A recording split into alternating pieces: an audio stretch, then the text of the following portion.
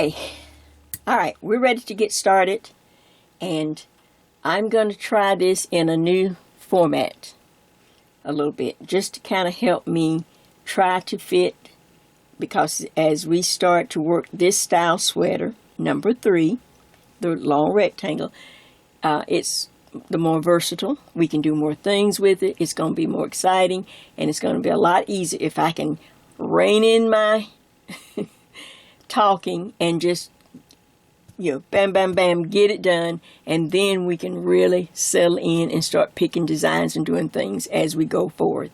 All right, I'm going to start in steps. We're going to have step 1, and everybody will be working the same, steps. You're going to have step 1, which will always be the bottom edge of the sweater, whether it's ribbing or whether we put a pattern on the bottom edge. That's where we'll all start on this style. Step 2 will be after we finish the decorative edge or ribbing. Then step 2 is the body. The body will be worked up unto the arm spaces. When we get there, we will start and go across and bind off arm under the arm space. Okay? That will leave our sweater in 3 parts then. You have your right front, your center back, and your left front. All that's in step 3, right? I think I'm almost, okay. Step 4 is when we work from that point up to the shoulders, and then eventually do a 3-needle bind off, which is what I'll do most of the time.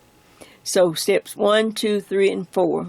Now I have a plan. Okay, I'm going to see how I can work the plan. And of course, if we ever need to do something more decorative along the front edge, that will become step 5. But I'm going to do my best to try to rein this in, to hold it to around 4 steps, and let's work it that way. The next thing, you need to have your formula ready. Put it in front of you, put it on a card, whatever. That's what you're working from. You're working from the steps, and I will have, you saw the 2 patterns on the screen.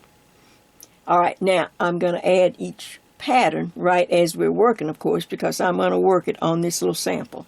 This is a little sample. It's not my original. The original, once I get to start working in the body and doing a row by row demonstration, then I will work on the, on the real sample.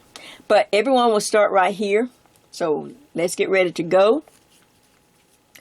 On the formula, everyone will have 3 stitches, okay, as a front edge. And you will knit those stitches on every row. 3 stitches, the first 3 stitches and the last 3 stitches will represent your front edge. Knit on every row. All right, the next 6 stitches will represent where we will start our cable. Now, this is a wrong side row, so we have to start with row number 2 on the cable, which is a purl row. So, first of all, let me put the yarn in front, and then I am going to purl the next 6 stitches. Our cable is a 6-stitch, simple little, it's called bucket cable, but it's not really bulky.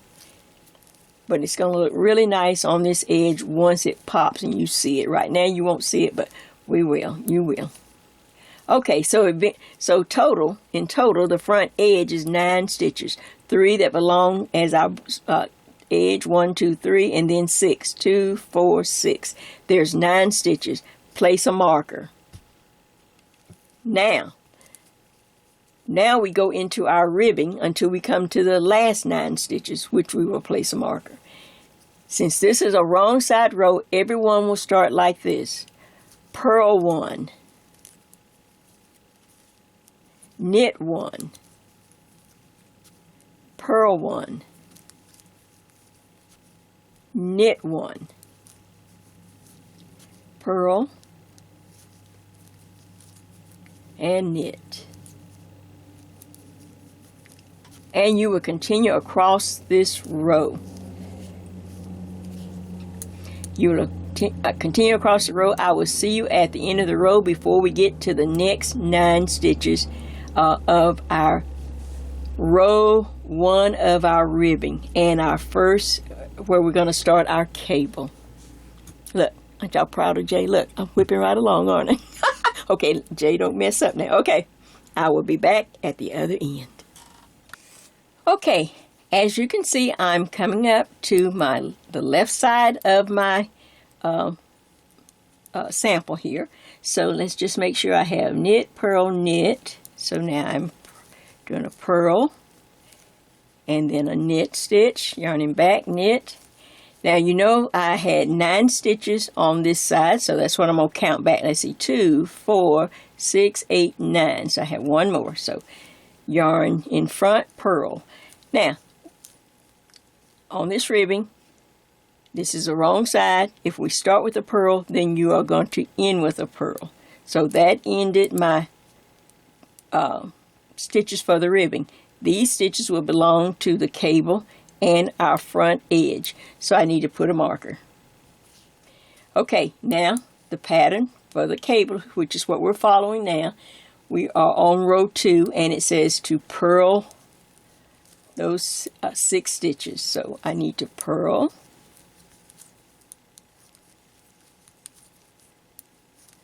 And then of course I purl up to the last 3 stitches and yes, yarn in back, and we knit them on every row. This is going to make a beautiful, nice front edge. Just something different and more advanced than just a regular garter edge, a garter front. All right, let's turn the work. Now, I am on, and you can see it. You can mark this side if you need to. If you still need to mark it, that's fine. But this is the front side. This is row 3 of the cable pattern, and this is where we will do our cable. Alright, so you will need some type of cable needle, whether it's plastic, metal, or my pen. I'm using these little short bamboos because, oops, I'm way up here. I hope that was on camera. Look, I was way up in the sky. Look, up in the sky, Jay. The camera's down here. So I'm using a little short bamboo to do my cabling on. Alright. So here we go. Everyone is in the same place, every size. It works the same. We're doing the same stitch. All right, so every row, knit the first 3. 1, 2, and 3. Okay, now on the screen you see row 3, and it says 6 cable back, right front. We're on the right front of the piece, so we're going to take our cable needle, and out of the 6 stitches we have, 2, 4, 6, we're going to take 3 and hold them in the back. 6 cable back. So we take half of those stitches, hold them in the back. There are 3 left on the left hand needle, so I will just simply knit those. 1, 2, and 3. Here's 3. Okay. Now on this little short cable needle, it makes it real simple because I can just pivot, push those stitches to the edge, to the tip, and knit those stitches. Oh, I hope I was on camera. What is my problem? Okay. And look at that. There's the start of our cable and our front edge. On the right side, on this row, we slide the marker. Now, look, read the stitches now. There's a knit, purl. So now we start with knit 1, purl 1, knit 1, and purl 1. Knit and purl. Now you can just read the stitches because you can see what is a knit stitch and what is a purl stitch. Now, of course, this is the right side. Now we have to work, and I'll see you on the left side. Okay, so now we've worked across the ribbing portion, and now I'm over on the left side of the work, and we're going to add the cable on this side. So as I finish up my ribbing, purl 1, and this time I'm going to end with a knit 1 because that's what I started. Alright, now I slide my marker and we're ready to work the cable on the left side. Now, if you notice on the cable pattern, it it just simply says, if you have this particular book, it says, well, cable 6 back. Well, cable 6 back represents the right side. So we have to add cable 6 front. Since we're going to have a right and left side to this sweater, this way the cables will be, mirror images like this. They won't be going the same direction or like that, okay? So that's one change I had to make. So you just automatically, if it's on the left side, we're going to 6 cable front. So I grab my cable needle and I take 3 stitches from these 6 stitches. I hold them in front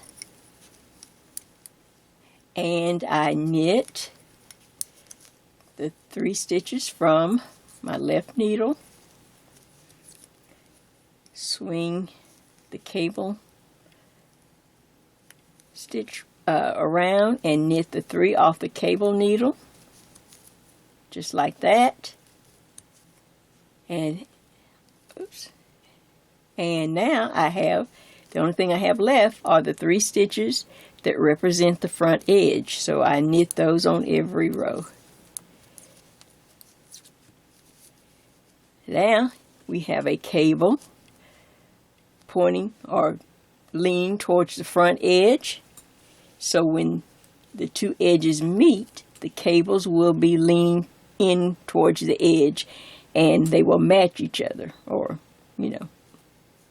So that is row 3. Okay, row 4 of the cable pattern, we're still working by the cable pattern. Row 4, we're going to purl. And you will simply start and you're going to purl, except for the 3 stitches to start with. You'll purl these and then continue to work the ribbing. Now every one, then that will be 1 repeat. Okay, now I need you to then start again on row 1, row 2, 3, and do the cable row again, and you will end with row 4, which is a purl row. That's about 8 rows of ribbing. But when you finish row 4, the second time on the cable, you will be on the front side and we will be ready to start the cable plus the bobble, the twig and bobble pattern. So, what do you think of that? All right, we've got a little work to do. So, repeat the cable one more time and finish row 4, and then I will see you back on row 1 and we will combine the 2 patterns. Okay. Well, I have been working. This is the one that I'm working on in real time. And as you can see, of course, in my new format, we have finished step 1. Everyone, no matter what size, you're working this nice front edge cable border. We've finished the ribbing, and now we're up to the body. Of course, I went ahead and done more, but you're right here. We've just finished the ribbing. You should be on row 1 and on the right side. You're on row 1. We used the cable pattern as our guide while we were ribbing to count the rows. Now you should be on row 1 again of the cable, and now we're just going to join the 2 patterns together, the cable pattern and the twigs and bobble pattern, and then just keep working right across the body. Like I said, I had to go ahead and do more so I can show you the stitch. Now, here we go. We are getting ready to set in our markers. You're going to need a lot of markers. See if you have at least some red mark, a couple of, about 4 or 5 red markers or something bright. Everything else can be all the same if you want to, but at least 2 red. We're going to mark our, I like when I do this long style, if I mark my pattern in red. So when I get to a red marker, I know I'm ready to hit the pattern. And I'm not like, okay, oh, I knit past and fell asleep. So if you've got some red markers, these are just little O-rings, and or any kind of little small marker that you have. You want very simple markers so that you can work fast and get across. All right, I think that's all that I was trying to cover before we get started here. And I will call out, and maybe I might even put on the screen, this is my formula for my sweater. So I'm going to call it out right quick. Okay. Now, we have the 3 stitches, 3-stitch border on each side. We will knit every stitch, every row, every stitch. Okay. Then you have those 6 stitches for the cable. Right? Okay. Then I have 3 stitches right here, right after that, to give me a little separation. And I need that for when we reach the top, we have to decrease a little bit at the neck. So those 3 stitches will help me decrease. All right. Then we have the pattern. Can you see that? And if you look at my markers up here, you can also see it. So now, this is where I wanted to put a red marker. These are the 16 stitches for our pattern. And then I end with a red marker. So I know when I'm in my pattern box, in my pattern area. All right. Now for me, after that, I have, let's see, make sure I'm using me.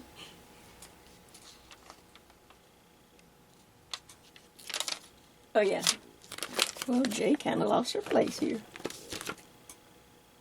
Okay, I have 12 stitches. I had to stop. I was looking at the wrong one. Okay, so after my pattern, my extra stitch on my formula for my large, I had 12 stitches right here. Can you see that? That just gives separation from my arm space. My arm space, there are 8 stitches, and most of them will be 8 except small. It'll be on. It's on the chart. Small is 6, and extra large I think is 10. But 8 stitches right there. That represents my arm space. We will decrease on each side, and it will be larger. All right, now you go across the back, and you're just knitting. And if you're not going to put a pattern in the back, I just leave that 1 stitch. But if you're going to add a pattern to the back, you need to decrease somewhere when we start this row right here. Just knit 2 stitches together or whatever to get rid of that 1 stitch. We had to have that 1 stitch for the ribbing to make an odd number, remember? Now on this side, we just follow and do the same. And we just put our markers in the same place. Everything is just, now you're on the left side of the sweater. Make sure I'm on camera here. Yep, all right. Now, of course, there's arm space. There's those 12 stitches. Here's my pattern box, pattern section. Those are the 3 extra stitches, and voila, the cable and the 3 stitches. That is it. On my 1 row that I am working from, and you will be working from 1 row plus the pattern. Now, the pattern will be on the screen, and as usual, I will call it, read it out, and then I'm going to just walk you through it as we set in markers across. This is row 1. I'm going to see now if this, hope this is not too jumbled up. Let me just see without changing the camera. Am I up too high? Okay. All right. Let me just check the camera. All right, so let's go. You're down here right after the ribbing on row 1 of the pattern. I'm up, I've worked a little ahead. All right, so the first thing I want to do is knit the 3 border stitches. Make sure I'm not up too high since I have this extra. So we're just going to knit across. I'm just going to work on the stitch now. So that's 1, 2, and 3. Knit 3, all right? If you're a beginner and you need to put a marker here, you can. I don't need one for that. All right, on this, now the cable, and this is row 1 of the cable also. See, I got them, and you will see as we put the pattern on, I tell you the cable row. I tell you the rows that have the cable, so you don't have to look at 2 patterns. It's going to be on the screen. So this is row 1, so I can simply knit across row 1 of the cable pattern. Just knit across. And I'll tell you every time we need to put a cable. All right, now here's a marker that separates those 3 stitches for me on my formula. So now I'm just going to knit across those 3. And here we go. Red marker. This represents the right front of the sweater. And we're simply gonna follow our pattern, row 1 of the eyelet, twigs, and bobbles. Row 1, the right side reads, knit 2, yarn over, knit 3 together, yarn over, knit 3, yarn over, knit, slip 1, knit 2 together, pass slip stitch over, yarn over, knit 5. So that's pretty easy, I think. So we're just going to do it right quick. So knit 2, nothing unusual yet, yarn over, knit 3 stitches together, okay, yarn over, now knit 3, 1, 2, and 3, yarn over, slip 1, knit 2 stitches together, pass the slip stitch over, yarn over, and knit the last 5 stitches. Nice, clean, simple, easy.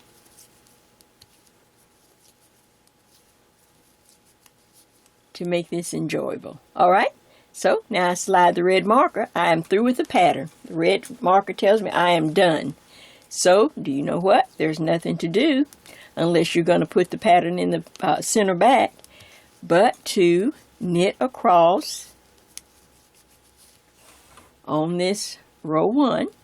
We've just finished the right front. Now we have to go all the way over to the left front of the sweater.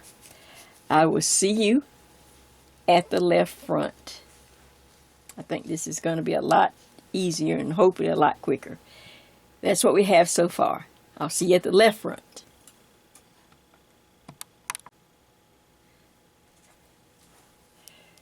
Okay. I'm coming up to the left front of the sweater. We have the pattern still on the screen as we work across. But before we do that, let me share this with you.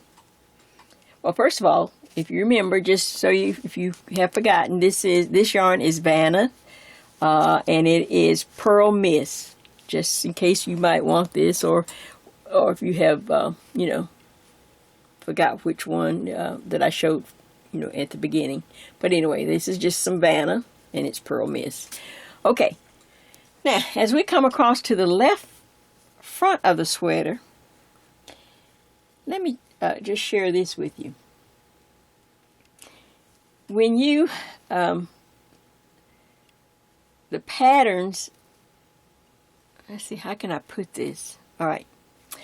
When the two fronts come together, you don't want the two fronts, just like we didn't want the cable to be going the same way or that way. We wanted them to either come this way or away from each other, but not come in the same way. Does that make sense? Not tilted in the same direction. So here's the front of my sweater right there. You see how the cable is just really, and the front looks nice. Okay, the same with the pattern. Now, like I say, I'm not, with a group or, work for someone. So I imagine that professional pattern writers or designers, they have someone who will rewrite the pattern to make it fit the opposite side. You have a right side, right front of the sweater. Now we're on the left. In order to make the left side in the right direction, and you will have the bobbles on the same side, on both sides, so that they match, we have to do something. And of course, like I say, I didn't have anybody to help me rewrite, and I don't have time to rewrite a lot of patterns, but this is what I finally did. And maybe everybody does this, I don't know. I never asked anyone. So let me just show you this so that we can have a mirror image of this little bobble pattern. You may not think it would be noticeable, but you would notice because the bobbles would be not synchronized. You would know it if we don't do this one little thing. So I'm coming up to the left front of my sweater. Why? Because I see the red markers. So there we go. Now, with the pattern still on the screen, this time on the left side, we are going to knit the row backwards. Yes, that's what I said. We're going to knit the row backwards. Now, look at the pattern on the screen. We've already knit it as we normally do on the right side. Okay, so now we're going to knit row 1, left side, knit 5, yarn over, slip 1, knit 2 together, pass the slip stitch over, yarn over, knit 3, yarn over, knit 3 together, yarn over, and end with a knit 2. Just like this side started with a knit 2 on the pattern. Does that make sense? This pattern ended with a knit 5. Well, this pattern has to start with a knit 5 so that they're in sync and the bobbles are in the right place. So, just as easy as I read it, we'll knit it the same. Let's go. Alright, knit 5, working row 1 backwards. 2, 3, 4, and 5. Okay, now yarn over, slip 1, knit 2 stitches together, reach back and pass the slip stitch over. Okay, yarn over, knit 3,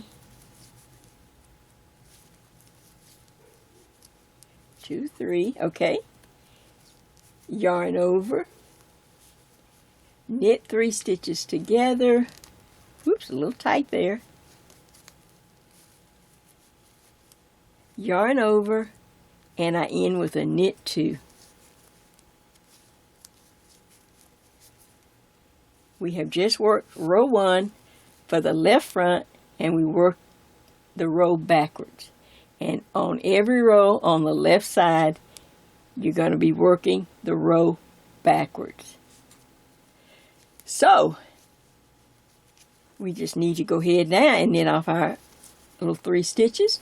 And if you notice on the row, I tell you when it's a cable row and when it's not. There is not a cable, so that simply means I just knit off, just knit across the rest of the row. Now how easy peasy wheezy is that? Okay, let me just get right over here. So, that's your first row. Like I said, you're down here. I had, I'm up here because I had to get more work done. Alright, that was your first row. And you have worked across a right front and a left front. Now, isn't that nice? Isn't that fun? Now, of course, when we turn the work, we're on the wrong side. I had a bad place on there, but I'll fix that later. Alright. Now, one reason I chose this pattern because it has a nice rest row, a nice purl row. All you have to do is remember to knit the first and last 3 stitches on every row. So you'll knit those 3 stitches and then just purl everything across.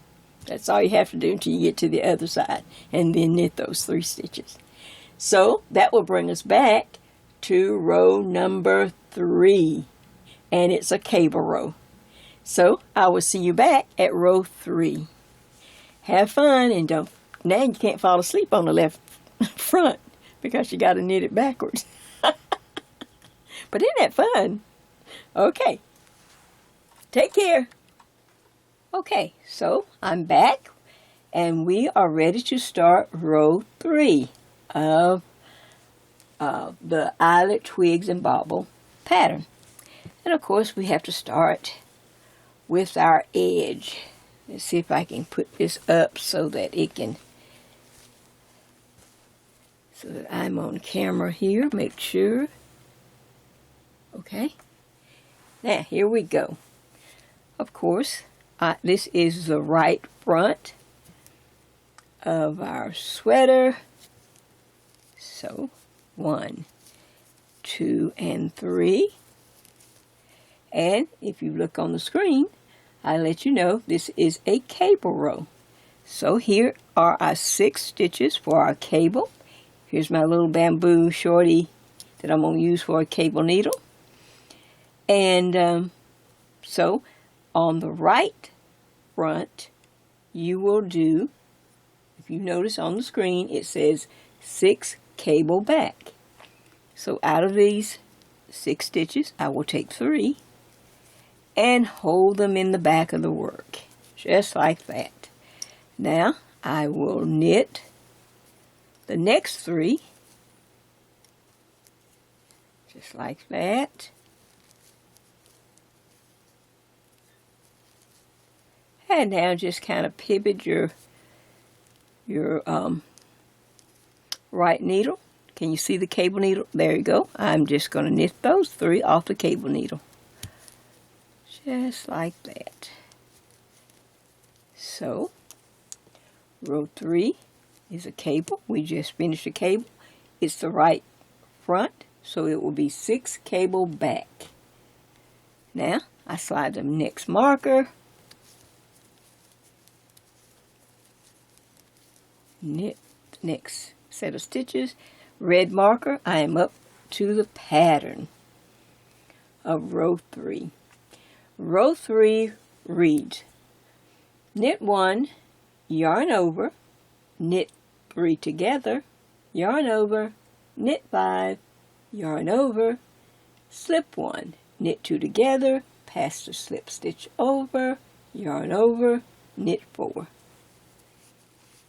So let's try that. 1, yarn over, knit 3 together, just our regular knitting, yarn over, knit 5, 1, 2, 3, 4, and 5. Okay, then a yarn over, slip 1 stitch, knit the next 2 together, reach back and pass the slip stitch over. Okay, yarn over and knit the last 4. 1, 2, 3, and 4. And slide the last red marker, and voila, we are in stockinette land.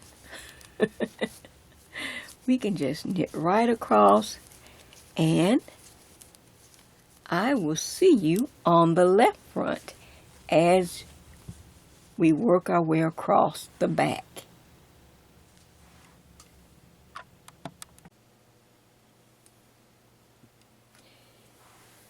Okay, now I'm up to our left front.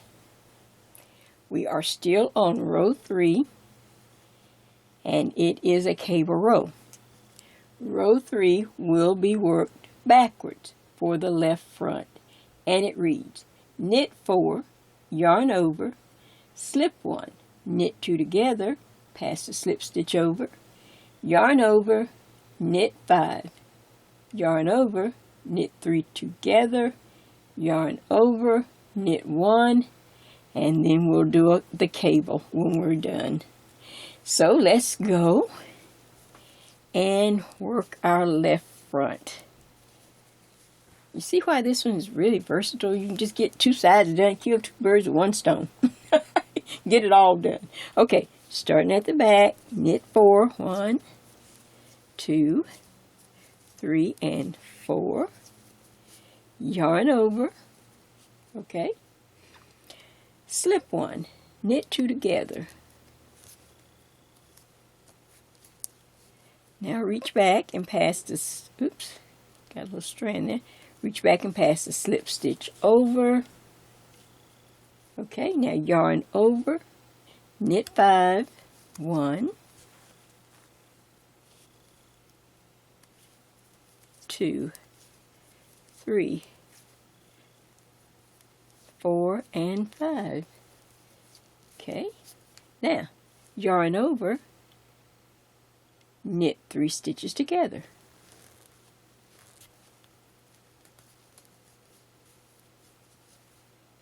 Yarn over and knit the last stitch in that section and slide the red marker. Okay, And of course, we have to get over to our cable. So I knit these 3 for me. Slide my marker. Now I am at the 6 stitches for my cable. Look on the screen and it tells you that for our left front, you're going to do 6 cable front or 6 cable forward. So let's go. I take 3 of those 6 stitches and I hold them in front of the work and I just knit the next 3 off the left needle. 1, 2, 3. Now just kind of pivot this one, slide the stitches up to the point, knit these 3 off the cable needle, or what I'm using as a cable needle. Okay, now all we have left are those 3 edge stitches that we knit on every row. And look at that. Here is our left front with the cable. Here's the pattern. And of course, if you turn the work, we're on the wrong side. So, take care. I will, especially don't lose any of your yarn overs anything. I will see you back at row 5. And guess what? We get to make a bobble. Most of you know how to make bobbles, but it's just fun to encourage new people. So we'll get to make a bobble on row 5. See you in just a minute. So far, so good. Right? Right. Okay, we are on row 5, our first bobble row. Now, let me see, can I pull this around and stay on camera too? If I pull this up front like this. Okay, here we go. All right. Of course, we have to, let's see, it's kind of hard working on this circular needle here. Wants to bunch up. Okay, so first 3 stitches. Let's go ahead and just get these out of the way. 1, 2, 3. There they are. There. Okay. Now, row 5, when I check, is not a cable row. So that means we can simply just knit right on over to our pattern. So I'm just going to knit right across.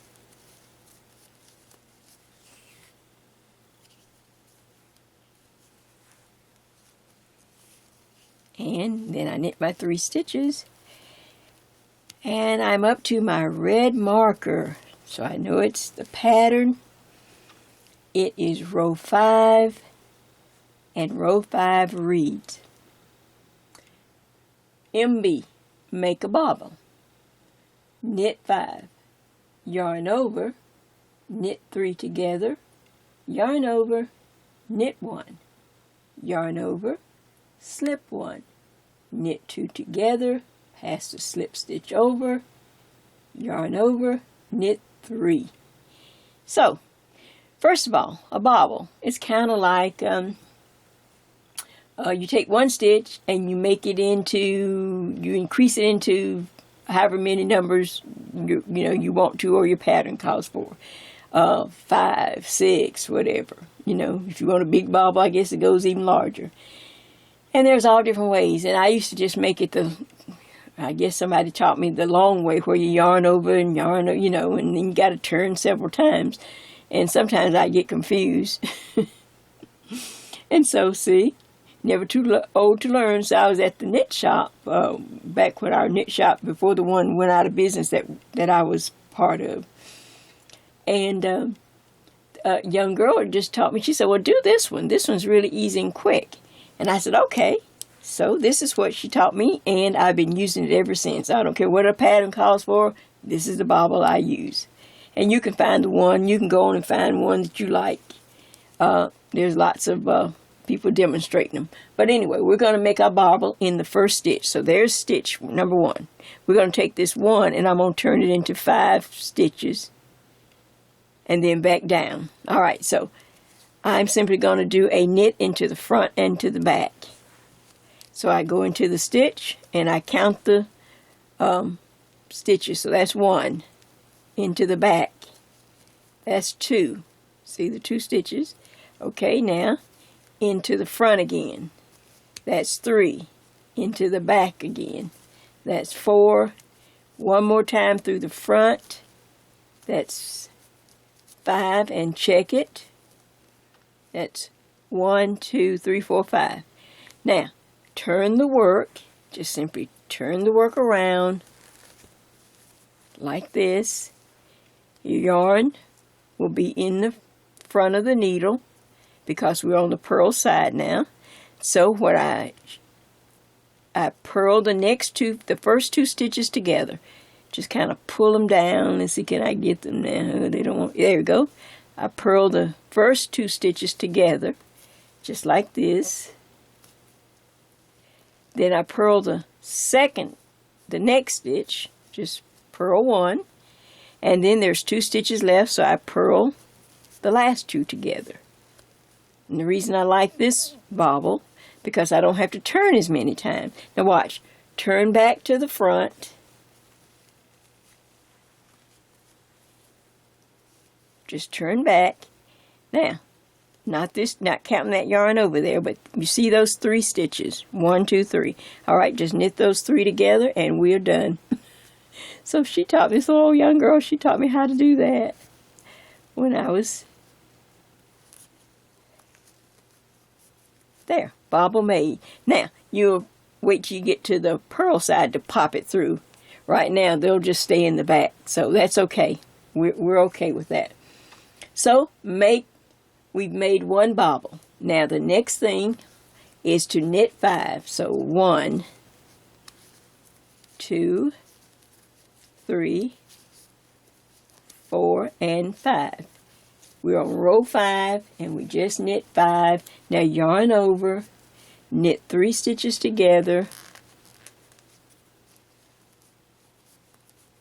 All right. Yarn over, knit 1 stitch here, yarn over, slip 1 stitch, knit 2 together, reach back and pass the slip stitch over. Okay, now yarn over and knit the last 3. 1, 2, and 3. Okay, bobble made, slide the red marker, and continue across in stockinette land. I will see you on the left front. Are you having fun? I'm telling you, this is going to be a nice sweater, whether it's for you or for a gift. And there's our bobbles. See you on the left front. Well, all right, I've worked my way to the left front of row 5. And as you can see, I'm finishing up. Oops. Let's see, can I pull it down just a little bit? Okay, all right, I see my red marker. All right, row 5 is still on the screen. And reading backwards, it says, knit 3, yarn over, slip 1, knit 2 together, pass the slip stitch over. Yarn over, knit 1, yarn over. Knit 3 together, yarn over, knit 5, and in the last stitch, make a bobble. So let's see how that looks. So 1, knit 3. Okay, yarn over, slip 1, knit 2 together. Okay, now reach back and pass that slip stitch over, just like that. And here we go. Then the next thing is reading backwards now. Yarn over, knit 1, yarn over, knit 3 together. 1, 2, 3. Oops, a little tight. There we go, knit 3 together. Okay, now yarn over and knit 5. 1, 2, 3. 4, oops, 4 and 5. Okay, so now you see we have a one last stitch left before the marker, and it says make a bobble. So my bobble again, I take this one stitch and change it into 5 by knitting into the front and into the back of this stitch. Let's go.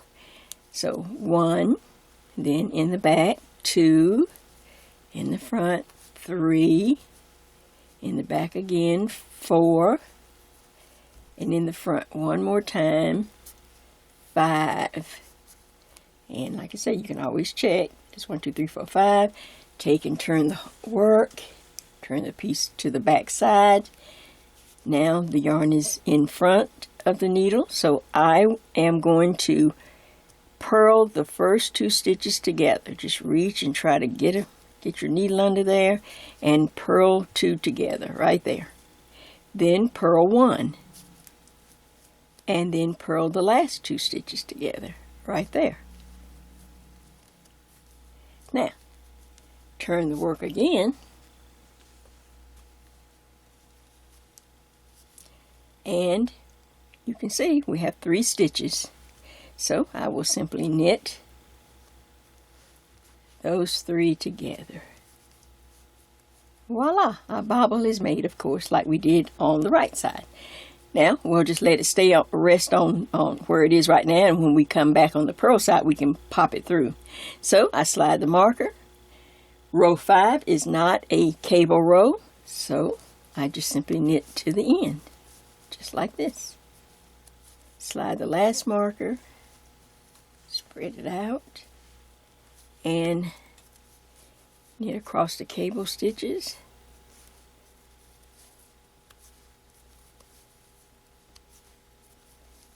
Knit, there we go, and then knit the last 3, the little border stitches, or edge stitches. I'm calling them edge, okay? Now, look at that. So, of course, row 6 is the wrong side, the purl side. I will see you back at row 7. Just watch those yarn overs. Okay, I am ready for row 7. Are you? Because we're almost done with the body. We're getting ready to separate everything. So, row 7, though, is a cable row. If you look on the screen, it's there. I marked it for you. So, we just take care of the first 3 stitches. Now, I'm up to the stitches for my cable. We're on the right front of the sweater, so it's 6 cable back. We take 3 of those stitches and hold them in the back of the work, just like that. Just kind of hold them there. And let's see. Now we're going to knit the 3 off the left hand needle. 1, 2, and 3. Now I can just swivel my little double point here and knit those 3 stitches just like that. Alright, so cable done, check. That's why I have to always tell myself so I don't run past the thing. So yes, cable done. Alright, slide the marker. And I'm up to my red marker, which is the pattern. And this is the right side, and this is row 7. And it reads, knit 5, yarn over, knit 3 together, yarn over, knit 3, yarn over, slip 1, knit 2 together, pass the slip stitch over, yarn over, knit 2. So we can just knit this as we normally would knit a row. So 1, 2, 3, 4, and 5. Okay. I need to put up a little more yarn here. Alright, now yarn over, knit 3 together. So I knit these 3 stitches together. Yarn over, knit 3. 1, 2, and 3. yarn over, slip 1, knit 2 together, pass the slip stitch over, yarn over, and knit the last 2 stitches.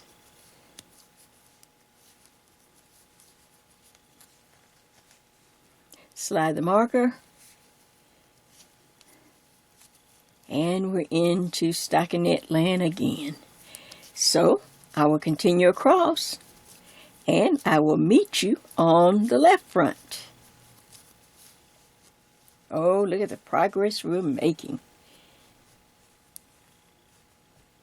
Now, how easy is that? Well, I'm just about to the left front. Here I go. Okay, there's my red marker. Now this is the left front. We're still on row 7. It is a cable row when we get to the end. So, row 7, reading backwards for the left front, it says knit 2, yarn over, slip 1, knit 2 together, pass the slip stitch over, yarn over, knit 3, yarn over, knit 3 together, yarn over, and knit 5. Alright, so going backwards, it's knit 2, yarn over, slip 1, knit 2 together, oops, reach back and pass the slip stitch over, yarn over, knit 3, 1, 2, and 3. Now, we need to yarn over, knit 3 together. Alright, there we go. Yarn over and knit the last 5 stitches. 1, 2, 3, 4, 5. So let's go. 1, oops, 2, 3, 4, and 5, and that takes care of the pattern. So I slide the red marker. Now I knit these 3 stitches for me, and row 7 is a cable row, so I know that I will, for the left front, I will cable 6 front or cable 6 forward. So I'll take 3 of the stitches and I'll just drop them here in front, and then I will simply knit the 3 off the left hand needle, 1, 2, and 3. And then I'll knit the ones off of this little needle I'm using. 1, 2, and 3. And of course, the only thing left are my 3 stitches for my border. I knit on every row. Now, look at that. Alright, row 8, of course, is the wrong side. Row 9, I will see you back and we will make a bobble again. So, see you back at row 9. Watch your yarn overs. The closer you get to the end, look, take care. Okay, so we're up to row 9. Things are looking good on my end, and I'm excited. We're moving right along. I'm trying to hold to my plan, to my new kind of format, to get right into it. So, row 9, let's get over to our pattern. First of all, it's not a cable row, so I know I can just knit right over to the pattern. So that's what I am doing.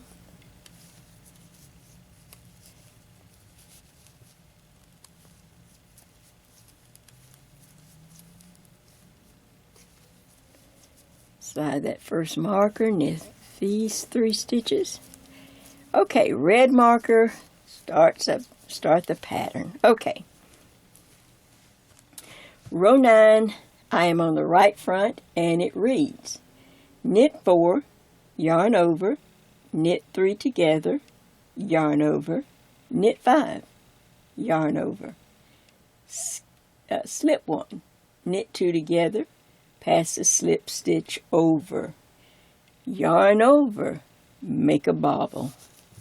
So this seems nice and easy, so let's go. Knit 4, 1, 2, 3, and 4. All right, now yarn over, knit 3 stitches together. So I knit 3 together. All right, now yarn over and knit 5. 1, 2, pull up some yarn. That's 3, 4, and 5.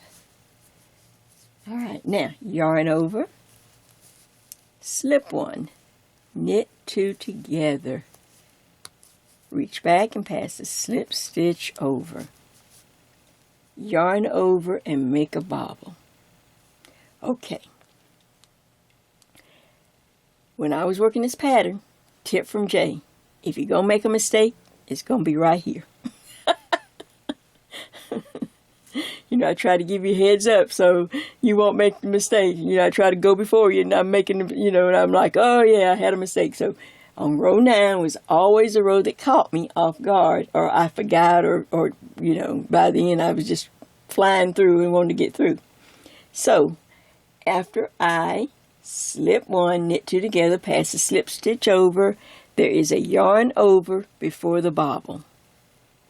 Now this last stitch, we're going to make a bobble. So knit 1, in the back 2, in the front 3, in the back again 4, one more time through the front 5. I have 5 loops on the hook. Turn the work.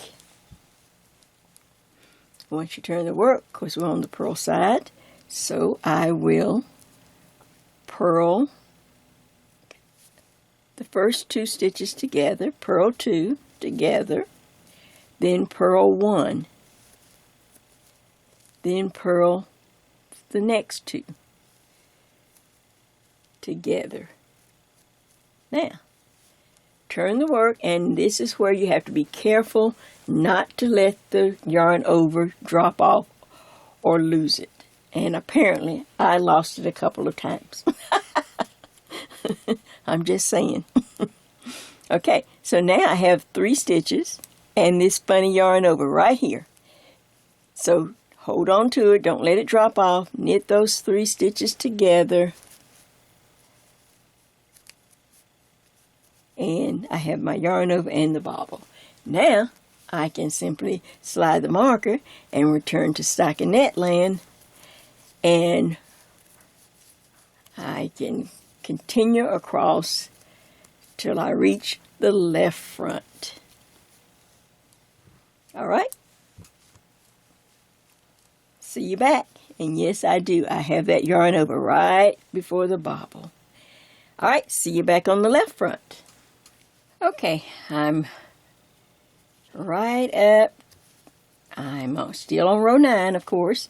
And now I am at the left front of the sweater. And I slide the marker, and every row we do on the left front, we work backwards.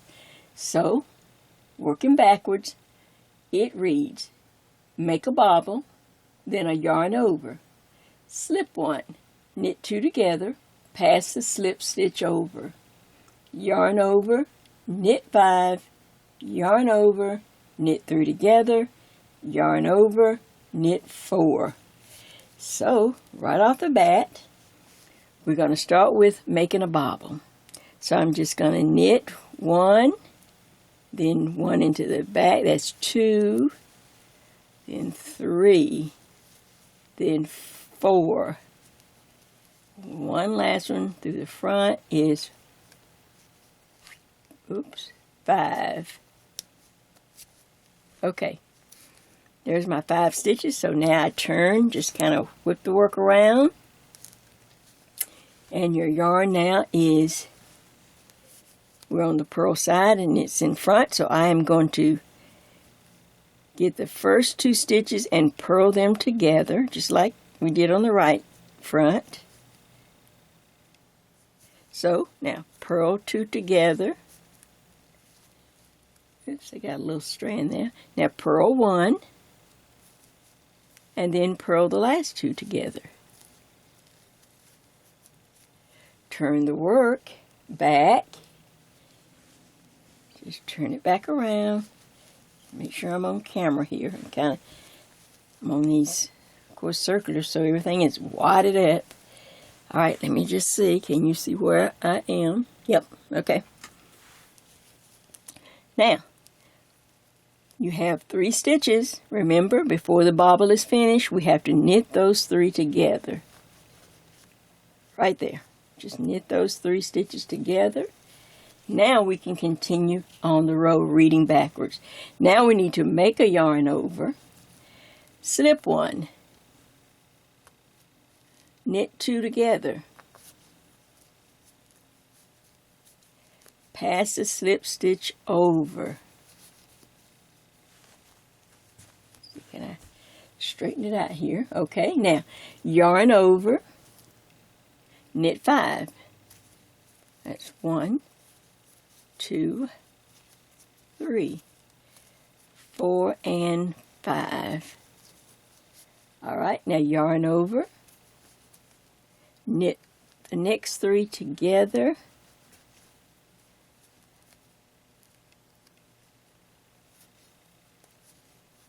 there we go, knit 3 together. All right, then yarn over, and then I should have 4. Knit the last 4 stitches. 1, 2, 3, and 4. And row 9 is not a cable row, so I just knit right off. Knit all the remaining stitches. Slide the last marker, knit right across all of these stitches.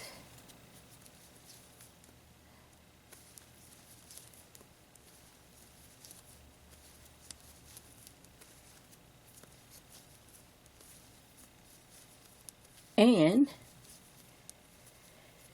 the next row is row 10, and it is a wrong side row, of course. So I will see you back at row 11, which is a cable row also. All right, yarn overs. I'm telling you, if you're getting tired, watch the yarn overs. Back in just a minute. Well, woo! Well, let's not celebrate too soon. We're on row 11, the last pattern row and the last row as we finish step 2, the body. So let's just see how we can get across this row, and then we can celebrate. All right. First of all, let's see. It is a cable row, so first of all, I'm going to knit my 3 border stitches right there. Grab my little double point now, and we're on the right front of the sweater. So right front, it's 6 cable back. So I'm going to get 3 of those 6 stitches and put them on this little small short needle, hold them in the back. And now I will knit the next 3 off my left needle, 2 and 3, pivot around, knit the 3 off this little short needle, 1, 2, and 3, oops, and the cable is done for the right front. Slide the next marker, knit over to my red marker, which starts my pattern. Okay, now, row 11, we've taken care of the cable, check. Row 11 reads, knit 3, yarn over, knit 3 together, yarn over, knit 1, yarn over, slip 1, knit 2 together, pass the slip stitch over, yarn over, and knit 6. So let's see what we can do to get through this row.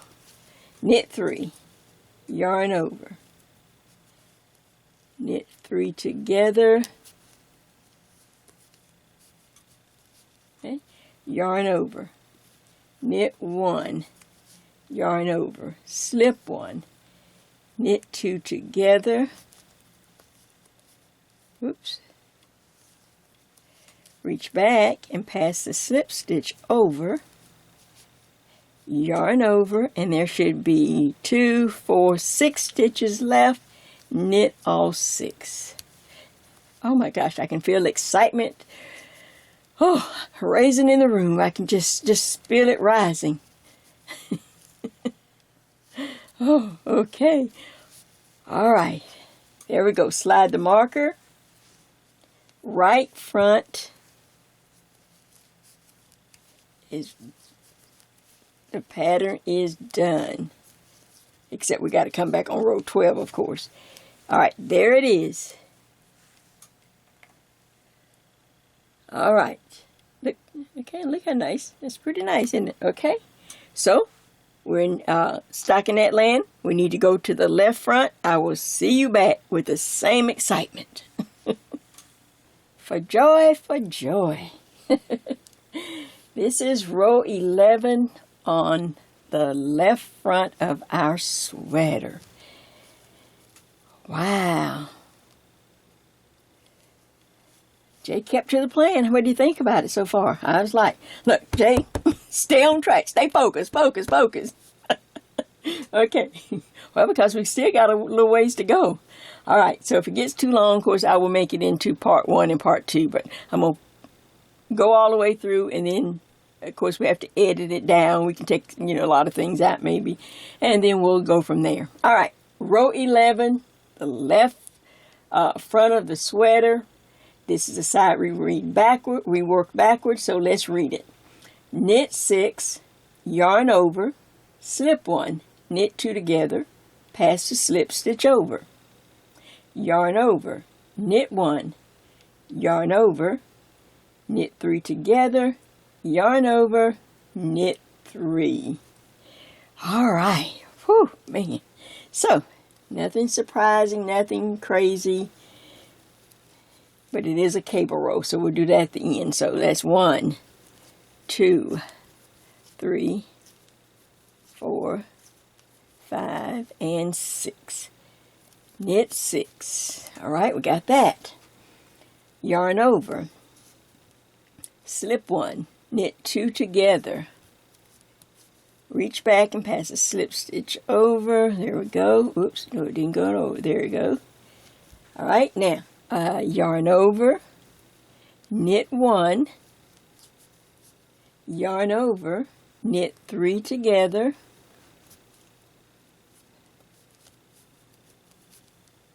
okay, yarn over, and knit the last 3.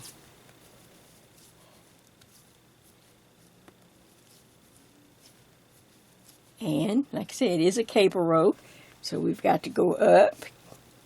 So I knit these 3 here. And now I'm up, slide this marker, and there are my cable stitches next.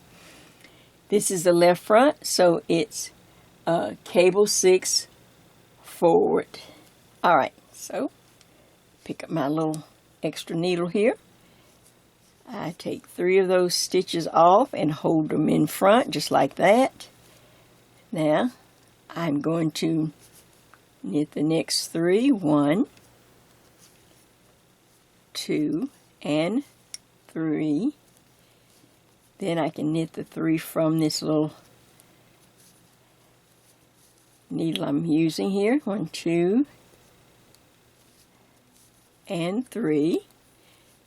Guess what? Guess what? Guess what? We only have the 3 border stitches left that we knit on every row. So 1, 2, and 3. Okay. There we have it. I have I have 1, 2, 3, 4. 4 bobbles, so I'm calling it 4 repeats of this pattern.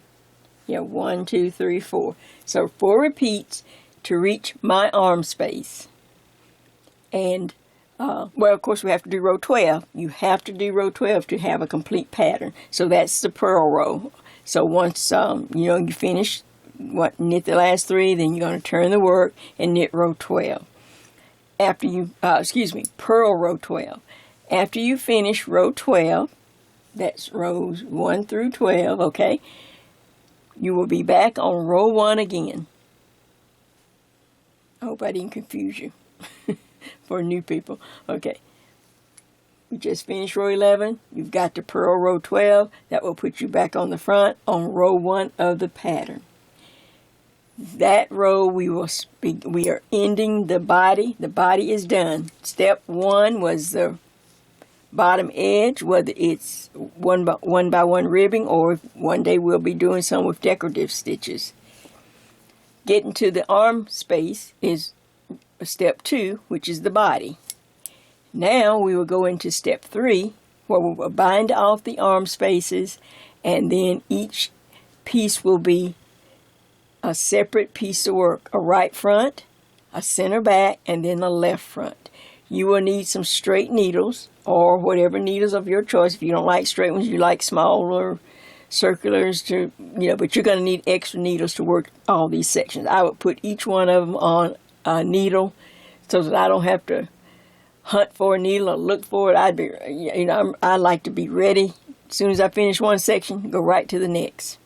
So that's what you're going to need. And of course, let me think, anything else? No. So let me finish row 12. I will see you back at step number 3. We're starting the top of the sweater.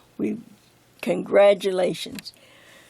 You've done step 1, step 2, and now we're about to start working the very top of the sweater. Still a lot more to work. A lot of work to do, but look. Oh, so go pat yourself on the back, have a cup of tea, put your feet up, whatever, and look, I'm the one over here got to be working. Okay, so I've got to get to work, so I'll see you back in just a little bit. Oh, congratulations. It's going to be worth it. Once you get this style and you get it down, and like I say, I'm a person who, since I'm just my own, I just do it myself. I wasn't taught, so I try to do things pretty much the same way all the time. I just change the yarn, the patterns, but the basic things are the same. And as you, kind of get into this, you'll find it will just fly by. A sweater will be it won't be a scary thing again. Okay, back in a minute. Okay, now this is what I was trying to get to. I have completed this first row where I bound off my arm space here, worked across the back, and I bound off the arm space on the left side. On the left front, I worked the pattern backwards as before, and now I'm going to get ready to turn the work to the purl sides. But I wanted to show you this so that we can take care of this. All right, remember here, we start to work this front. We're going to work it separate in just a little bit. So this is where you're going to need some straight needles. This is where you're going to need some straight needles, remember? So before I do anything, once I finish that row and I bound off a part of the pattern, like here's my arm space, and on this side, I finished out row 1. Okay, so now with you need to transfer. This is what I like to do right away. I go ahead and take, you can use whatever needle, but make sure it's the same size. This is a size 9. And I transfer, not work or anything, transfer all these stitches to this needle. Now some people need to use stitch holders, but I just go ahead and put it on a needle. That way it'll be ready. Be sure to transfer the markers, all yarn overs. Be very careful not to lose anything in transferring it over. All I'm doing is just taking them off one needle, putting them on this short number 9. There we go. Here we gotta do it. Take your time.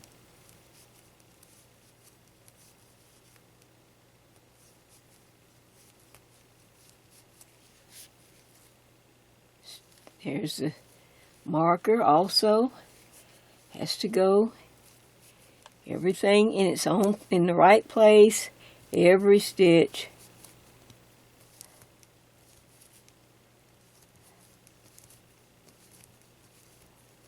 Okay. And now you see we work this row across. So this needle is pointing in the right direction for me to come back and start on the purl side. Does that make sense? That's why I like to go ahead and do it as quick as possible. So I don't have to. Now I'm going to cap this short needle. There are my stitches for my right front. Okay. Now, this is something I do. This is just something real cute.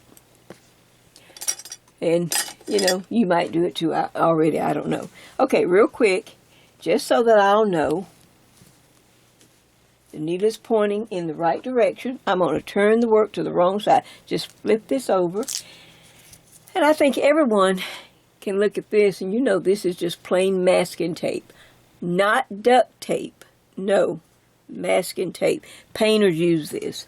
And it has a very low stick. It doesn't really stick that much. It's not anything that's going to hurt anything. So what I'm going to do is take a marker.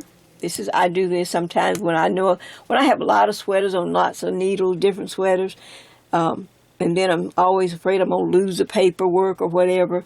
I go ahead and do this with the masking tape, and let me just show you. So I'm on row. This when I come back, it'll be row 2, and I'll purl. But the main thing is row number 2, so I can stay in order, or any other thing that I might want to remember when I come back. If there was something that I was supposed to, a special stitch or something. Then I take it and I put this on, here it is, on the back side.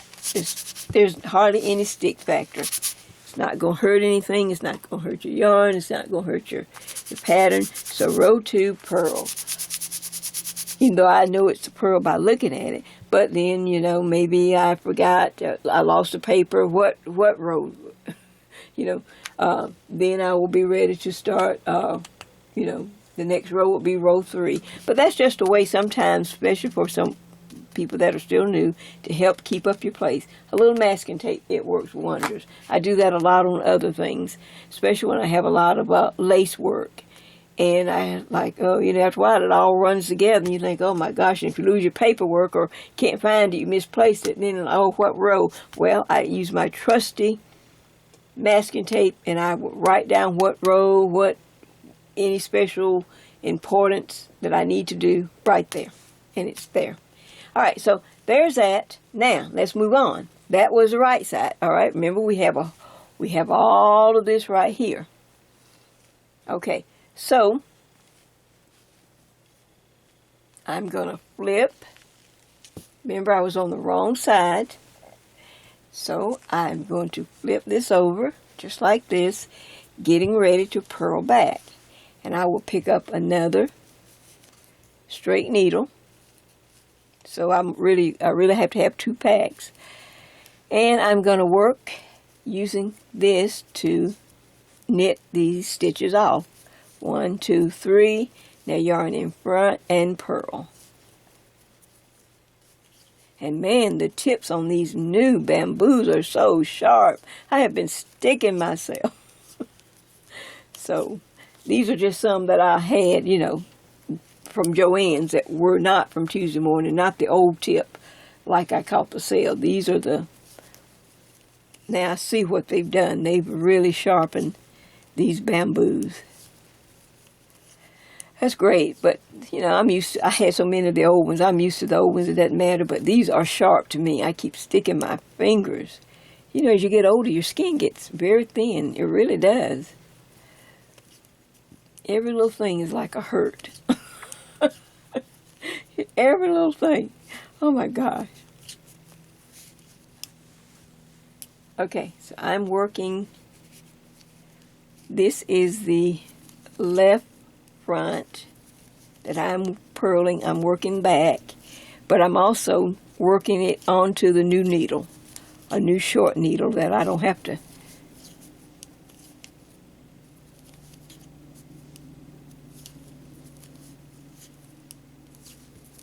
And it's just a purl row.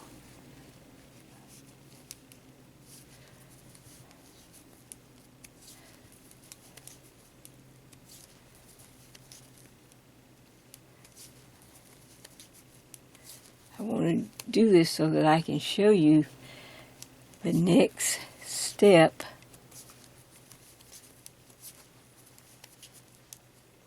So I'm just going to go ahead and do this on camera real quick. I'm coming up to the arm space. Then I can leave the back on the circular needle, on the longer needle, because I can work with short bamboos on each front. Okay. Oops. Oh, I just took off my stitch, I think. There it is. Oh, just pulled it out. Hold on.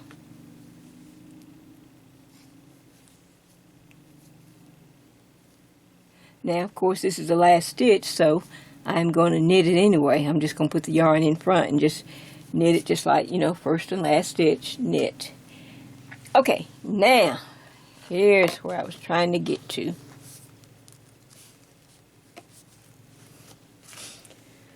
Okay.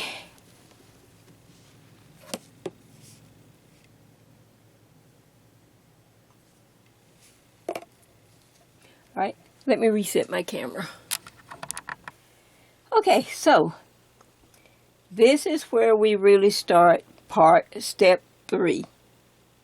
We've left the body now. We are going to work each section individually, and I've transferred everything to the right size needles. Everything is ready to go, and I'm going to leave my back on my circulars right there. And you remember how I take my little, I'm going to leave my back on my circulars, and I take my little rubber grip here that I cut, that I showed you before.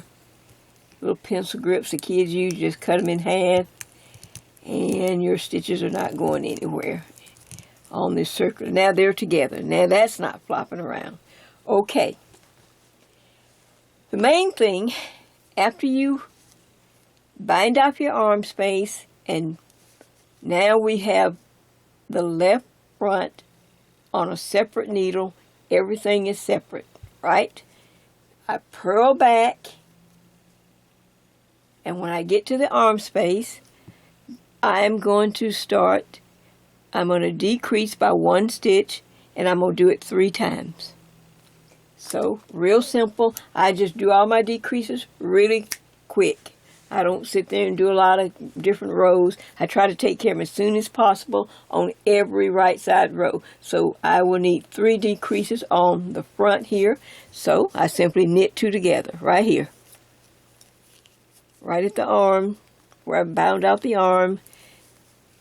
I knit 2 together, and then I just go right back into pattern. Work across, working back.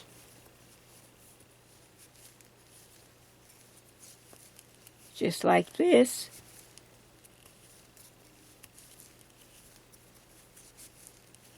Now, remember, this is the left front. This is row 3. The left front, we will work the pattern, reading the pattern row backwards. And row 3 is a cable row. So you'll have to go back to the print where I have the sheet, where I have the pattern up, and you're just going to continue to work in pattern. But we're going to make 3 decreases every time on a right side row. So this is the first one, then you'll purl, then you'll come back, work the pattern, you'll decrease by knitting 2 together again, and do that for at least 3 times. Okay, I'm going to work a little bit so that you can see how it looks, and I will see you back in a few rows. I don't know which row, how far I'll get, but now I am working on the left front, and the left front, we read the pattern row backwards. So let's see how far I got. Now, first of all, let's do this. A note. To reach my arm space, I had 1, 2, 3, 4 bobbles. 1, 2, 3, 4 bobbles. And when I looked on the sample, I had to go up to my neck, the front neck edge. I also had to do 4 bobbles.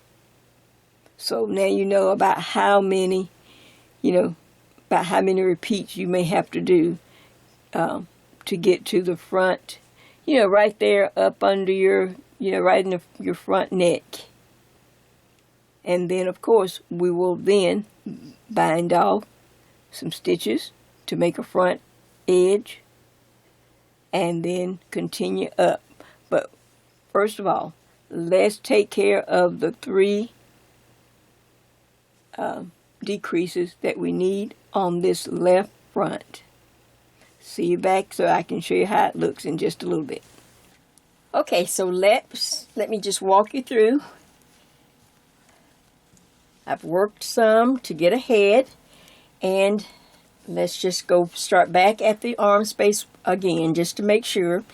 My original stitch for my size was 8 stitches, and to create a larger arm space, I simply, on every right side row, I worked across and I purl back, and then on the next right side row, and for the next 3 right side rows, I simply knit 2 together right here at the arm space. So that gave me 8, 9, 10, 11. You do the same thing on this back. You see, I've already worked my back. So 11, 12, 13, 14. So eventually you have an opening of 14 stitches. And then, of course, you go on up as we go up the front of the sweater. So now your arm space is there, set. And, of course, on the chart, it tells you, how many, what's your base number. Now, all right. So now I want to talk about, go up towards the top of the sweater as this is step number, let's see, that was 1, that's 2, this is step number 3. This is going to be as we work towards the shoulder.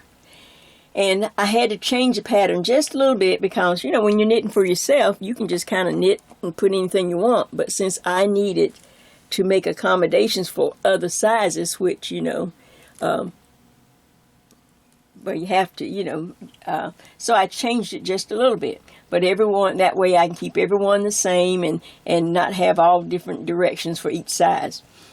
So, recap real quick. To get to my arm space, I did 4 repeats of 4 bobbles. All right? From the arm space up to where I want my neck, where I want to start the bind off for my neck front, for the front of my neck, I did 4 more repeats. In other words, 4 more bobbles or 4 more repeats to get to that point. Now, since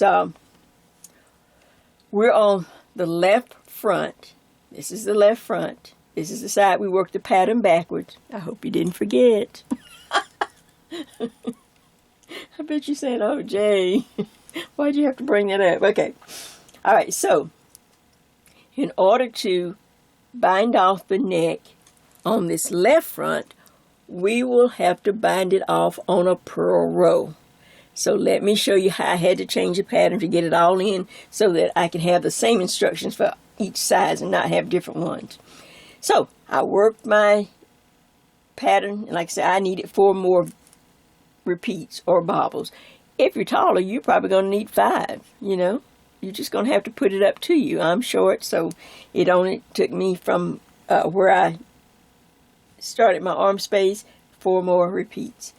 All right, and you know the pattern is there's 12 rows, and the last row is row 12, and it's the purl row. So I simply, once I finished row 11 of the pattern, reading it backwards because I'm on the left front, then I started row 12. Row 12 was a purl row. So I simply purled across, and when I got to, well, you know, of course I've turned the work. I've been on the back side. All right, guess I need to turn it over.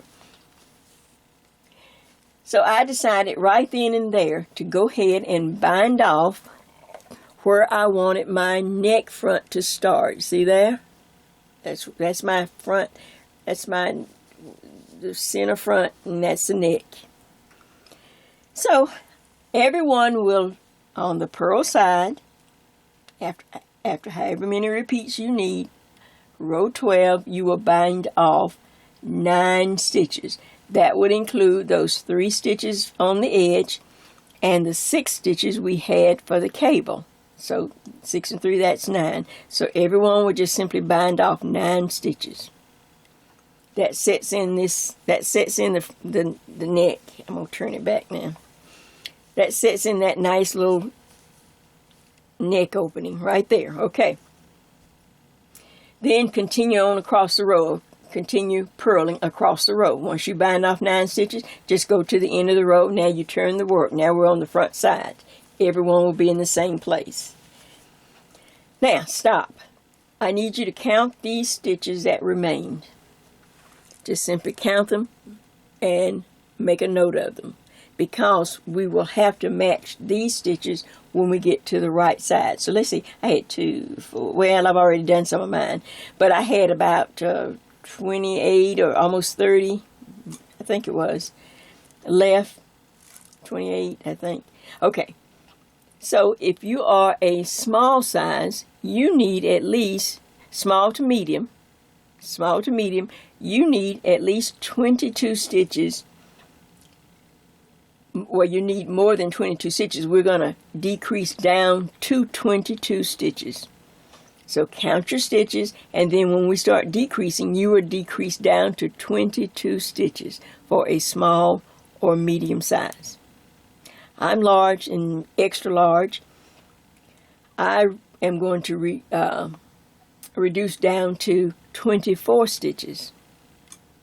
Large to extra large, we're going to keep knitting 2 together till I get down to 24 stitches right here. If you're extra large, you're going to probably need 26. You're going to be left with maybe 26 stitches here. And all we simply do now, since we have ended the pattern, I couldn't take the pattern all the way up because it didn't fit every size. Like I said, when I was making it for me, I didn't take in, wasn't thinking about other sizes. But I changed the pattern, and this is at the shoulder, so it's not any big thing to worry about. So now I just continue to, on the right side rows, knit 2 stitches together, right here on the end. Just knit 2 stitches together. Purl back, come back, knit the next 2 stitches together. Keep going until you come down to the number that I just gave. Small to medium, 22 stitches. Large to extra large, 24. Extra large, 26. So I'm 2, 4, 6, 8, 10, 12, 14, 16, 18, 20, 22, 24. So I have a couple of more rows to go. And that's just what you're going to do. You're just going to knit. See, the pattern's done, the cabling's done. We're not into that now. What we're trying to do is just give a little room to work up to our shoulders so that we were able to do a 3-needle bind off. Let's see, oops, I'm all tangled up here. All right, let's go. I'm going to pull some yarn. Here it comes. So I just simply knit across, and you'll have to stop every once in a while and count so that you won't run past your number. This sleeve comes over the shoulder cap. It is not You know, that's the kind of sleeves I like.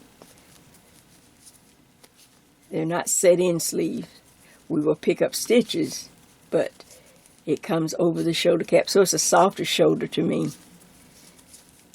All right, so as I'm knitting and I come up and I know that I have not reached my number yet, because you wrote it down on a little notepad or something to remind you, I simply knit the last 2 stitches together on every right side row until I do reach that number.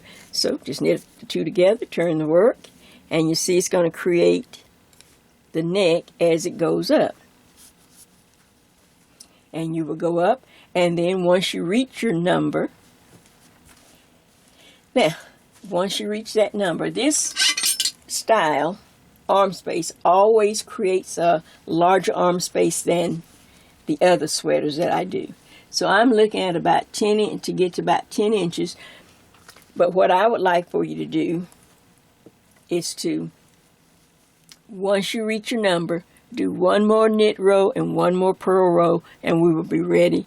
Then you put a cap on it and hold it so that we can come back and do a 3-needle bind off. We do not want to do a 3-needle bind off until we can make the right side match the left front. So what we're going to do is go work a little bit on the right front. But yes, continue till you come to the number of stitches that I've given, and then go ahead and do 1 more knit row and 1 more purl row, and you should be on the right side ready to do a 3-needle bind off. So now everyone will end the same way. So next step, I will see you back.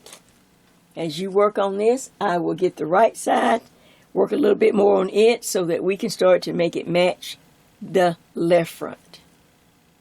And not to mention, of course, you know, in my television watching, it's when I worked on my back. If you say, well, Jay, you've got your back. Well, I do that when I don't have to run over here and film, and I'm just watching a movie. Oh, I was watching The Secret in Their Eyes with Julia Roberts. Oh, my gosh, she was so good in that. Oh, I mean, you know, I'm an okay Julia Roberts fan, but she just really just, I didn't even, she was so good. That was a strange picture. But it was really good, and I mean, I hadn't seen a good movie in a long time. So I don't go to the movie theaters because I got vertigo sometimes, and all that it bothers my inner ear. So I have to wait till all movies come out on TV or on HBO and all that, or Showtime or whatever. So, but it was very good. I was like just on my seat trying to watch it, and I was knitting my back. My sweater, but I did remember to put in my decreases, my 3 decreases. So, you know, you can watch a movie, but don't forget the decreases. And of course, when you're doing the back, you know, since you're going to be putting a decrease on both sides, so that takes care of that. So now I will go to my right front, and I will work a little bit, and I'll be back to show you how far I've gotten, because we want to make the left front and the right. I want to match them up. Okay. Here we go. We're on the last leg of this journey. Okay, let me explain to you where I am and what I have finished, because I'm trying to get it up, so that you have every step, not just part of a step, but I want you to be able to complete it. All right, I left where I was trying to, we finished off the left edge, left front, and I went ahead, and I remember after we did small to medium, you were to decrease until you had 22 stitches here for both sides, left side and the right side. You just knit 2 together on the front edge here, knit 2 together on the front edge here on the right side row, and then when you get down to 22 stitches, then you would knit 1 complete purl. You'd knit 1 row and then purl back, and that will put you back on the right side. All right, now for me, I'm large to extra large, so I worked till I had 24 stitches. So I have 24 stitches on this needle and 24 stitches on my left side. If you're extra large, you just keep decreasing till you had 26 stitches. Okay, so that is done. So they look pretty reasonable. And let me show you this too. For those who haven't done one like this or haven't done it in a long time, You know, this is a large piece of fabric you're working with. And to keep things together, just like if you were sewing a pattern, it's no different than putting together a dress or something, or a blouse or a sweater that you were sewing. I go ahead and I use big pins. I just happen to have a lot of baby pins. I just buy them whenever I somewhere or whatever and I see them. Or just big safety pins. But go ahead and pin everything just like you would. See how I have everything pinned and they're not just big globs of fabric all bundle up like I know some of you are going to try to work with. You're going to like, oh, I got the front's over here and the back and I can't see what I'm doing. You'll never be able to put it together and see how, if you have the right length, how it looks, if the two bottoms match. I always start at the bottom edge. I'm going to make sure I'm on camera. Yes. When I start to pin things together, I always start down here on my ribbing because that should match. And I lay it down and I go ahead and pin it just like I'm showing you here. I take a big old pin, and now my ribbing is so that I can see how the top is going to pan out, or if I need to add more. So now then I start pinning as I go up. I pin the two arm spaces. I just kind of put something. Let's see if I can raise it up here on. There we go. See, I just stick a big pin there. There's the arm spaces. And I stick something so that I have the tops to match. I see that. No different than laying out a dress pattern. You want to see how it stacks up and how it looks. Then you can tell if your back is, if you have enough on the back. Your back generally, even in your blouses you buy at the store, when you lay it out like this, it should be about 2 inches longer than where the front neck stops. So here's my front necks. They're matching. This should be about 2 inches more for the back. This is where your little label and all that will go, you know, the back of the neck. All right. Now, let's see what else I want to tell you on this. All right, so on this piece, I'm going to lay the fronts back. See if I'm on camera. See if you can see what I'm doing. Okay. I'll pull it down a little bit more so you can see. Okay. So now here's the back. And once you get down to your stitches, then I want you on the back to go ahead and count out the same amount of stitches that you have on the front needle on the back and mark it. So I counted out 24 and I put a mark. Put some kind of little mark. There's my little mark right there. And then I go over to the next edge. Don't count from the center. Start over here on this edge and count back the same number that you have on this needle, 24. So I count it back and then I put a mark. Okay, so now I know where anything in between those two marks, of course, we will bind off as a neck. You see that? We will just simply bind those stitches between the two marks.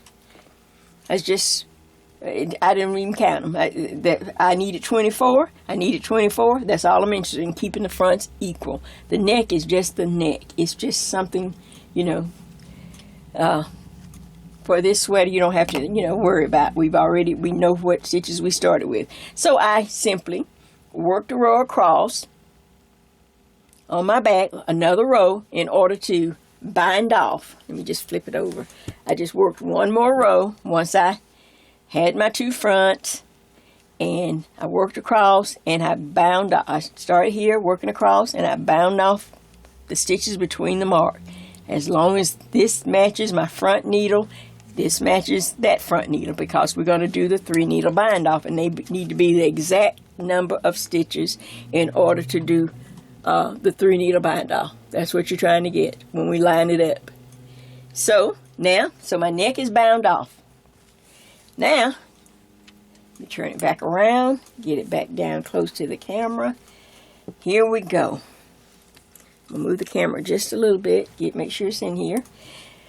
All right, so now I'm pretty happy with everything. And let's see if I've got everything. All right, so we will probably, I just like to start on one side, and I'm going to turn this. Now, to do the 3 needle bind off, we do have to unpin this because we want to put the right sides together.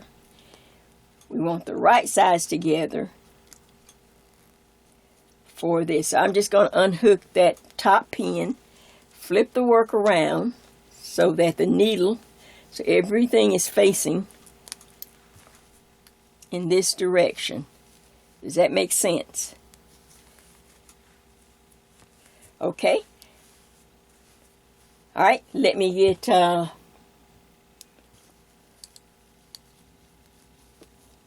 here we go. All right, let me get everything set up and I'll be right back. Get yours turned around and right side should be facing, and double check. Make sure you have the same number of stitches. All right. Okay.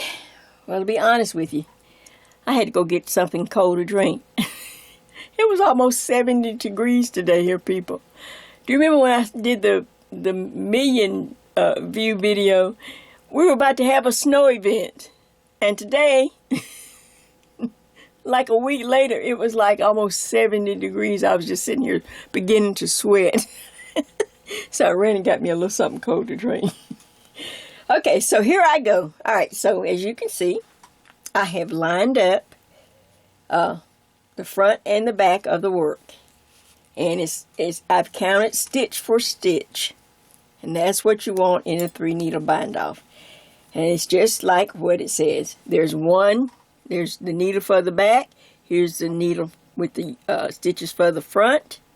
And here's the third needle, which we would do the actual knitting and binding off. It is good when you know that you're going to be doing a 3-needle bind-off to leave long tails. And as a lot of you use, my friend Paula first introduced us to these bread ties years ago. These little bread ties, if you don't have actual little plastic things to hold your yarn, these are just those little bread ties. And say I just stuck a bunch of yarn when I got to the end of this, instead of cutting it real short, I just cut off myself a long tail and wound it around this little bobbin. That's the name I'm trying to say. So it's like having a little bobbin. So I'm gonna just go ahead and unwrap this, so I don't have to do it right in the middle of filming. I just take it off this bobbin or bread tie. But I think a lot of people have gotten the message on these, and they do make simple little things, and I get them at my grocery store too, just like you do all the stuff. Alright, so that's what that is, and it was holding my yarn till I finish. Alright, so now I've got both sides matched up. I'm ready to go, just like it says, nothing. It just makes a beautiful seam. So I will start to knit. That's what we're going to do. I'm going to stick my needle. And I'm going to check one more time on camera, see how I'm going to, yep, oh, that's good. I've got the needle here, and then I match it up with the exact, the opposite stitch on the back needle. I go ahead, I wrap the yarn as if to knit. I come through the first stitch, and then the next one, okay. Then, of course, pull it off the needle. Now, do the next one because we need 2 stitches to start binding off. So go through one, go through the second one, knit through that stitch, pull it through here, and bind off. Pull it off. Now reach back with one of the needle tips and just bind that stitch off. Now at first, if you're not used to it, it'll be a little awkward. But after a while, everything develops a little rhythm. So you stick it in both stitches from each needle, yarn over, just like you're knitting, pull it through, pull it off the needle, reach back, and bind off. Now I can't do it as smooth as I normally do because I'm trying to stay in camera range. Please let this be on camera. So I don't have to do it again. Okay, here we go. Let's see, can I kind of get a little rhythm now? Now that I know I'm on camera, bring it through both. That's the main thing. Go through that one, go through here. Yarn, bring it through. Now reach back and bind off. 1, 2. Bring it through. Pull them off the needle, reach back, and bind off. 1, 2, bring it through both, Pull it off, reach through, and bind that stitch off. Man, I'm getting a lot of little splits here, but that's okay. I'm going to keep going. Okay, let's see. Here we go. 1, stitch for stitch. Bring it through one, bring it through the next one, get it off the needle. Now reach back, and without trying to split the yarn, bind it off. And continue.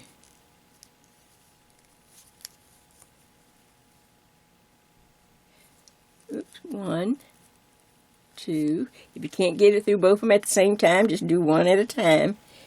And then take it off the needle, reach back, and bind that stitch off. Oh, it's so pretty. Okay, keep going. 1 for 1. There, that matches that one. Knit the stitch. Take it off. And bind off.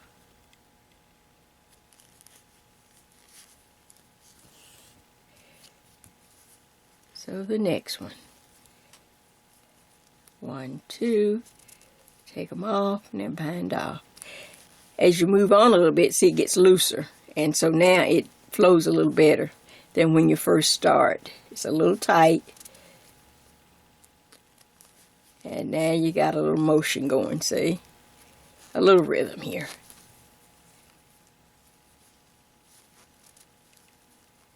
Just keep your eye on what stitch you're working on. Push them up. 1 for 1. Knit them. Oops. 1, 2. Take them off. Now, bind off.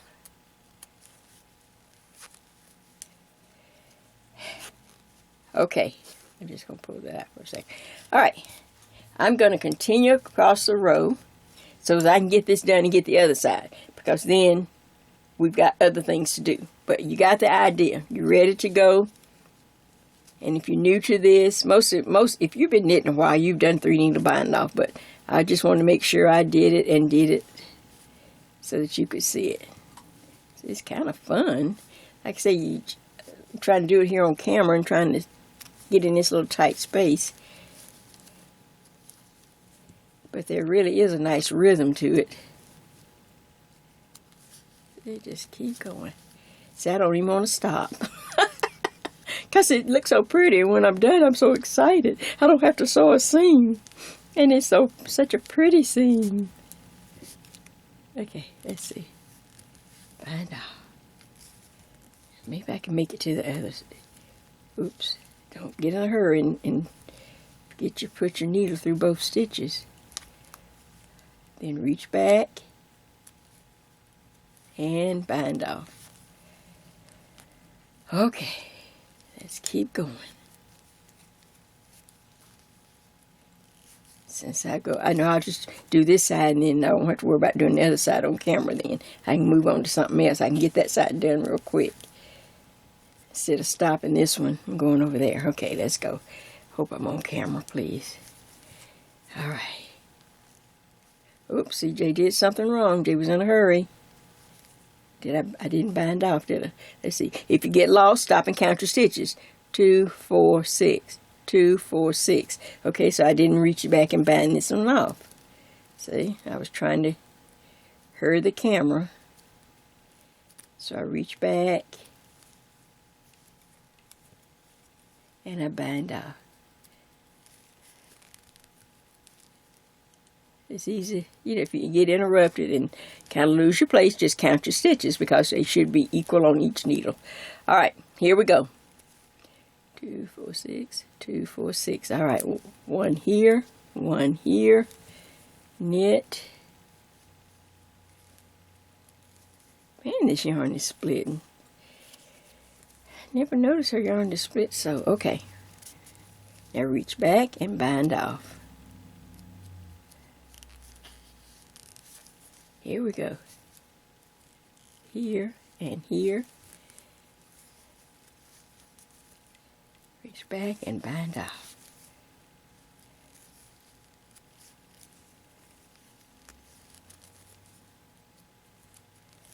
Oh, it's looking nice. 1, 2, 3, 1, 2, 3. Okay.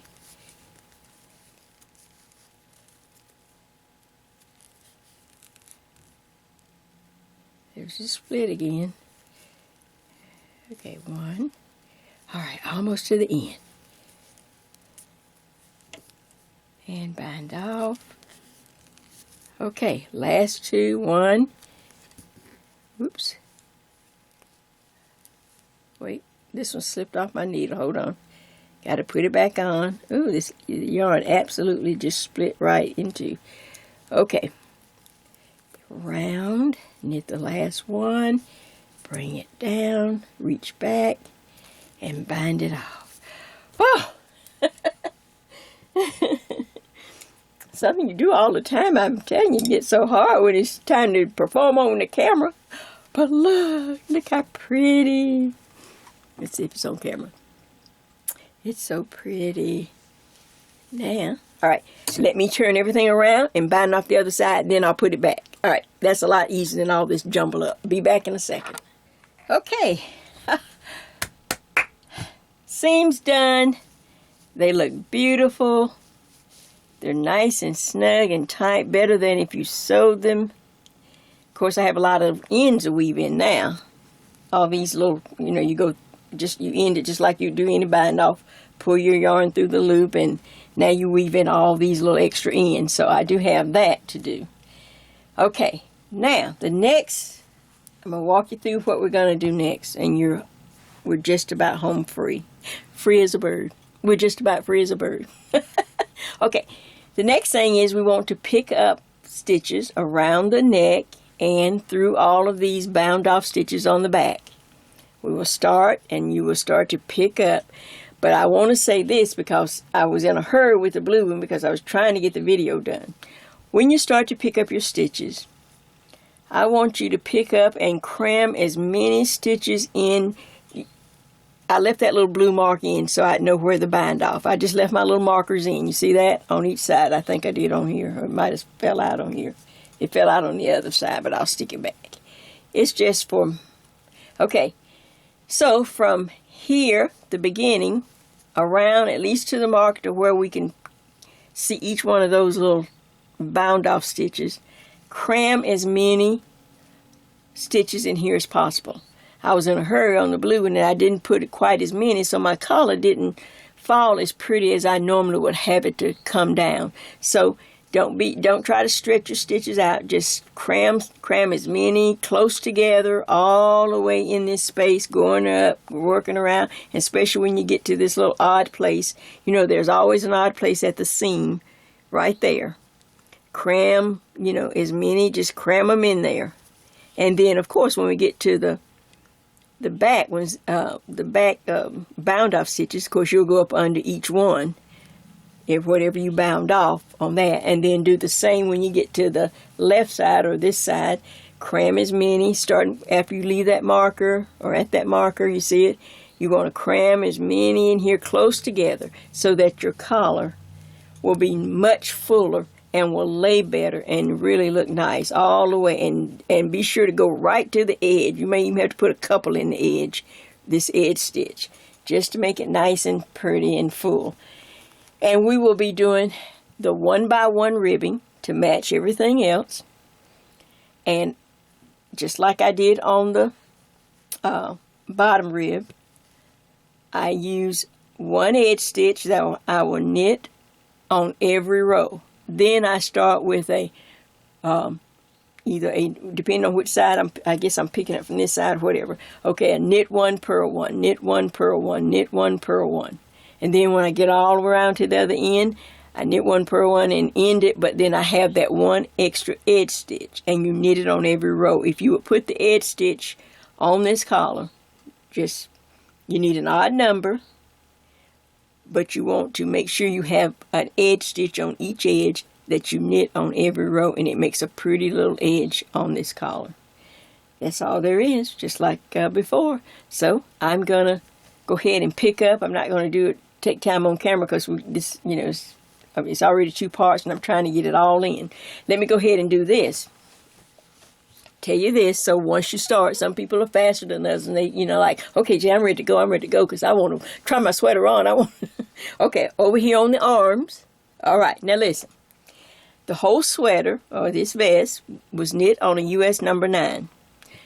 I always drop down one size to a US number 8 16-inch circular to do my pickup for a sleeve or to finish off this vest edge. It will be done in a 1x1 rib too, but when you're working in the round, you need an even number. So my number for my sweaters, for my sleeves, are normally 68 to 72. I can even go up to 74 if I feel like, you know, I need a little more room or a few more stitches. That's fine, as long as I keep it even. So you'll have to know about how many stitches, and I just try to pick up a certain number up to the seam. And then I try to match that number all the way down. But I know that I'm aiming for at least 72 stitches, complete, total, or 74 total. So I just divide it up like that. Now, you know, if you are a person, my arms are small. I wish the rest of me was small. I have the old lady fat, but you know, but my arms are not really heavy, you know.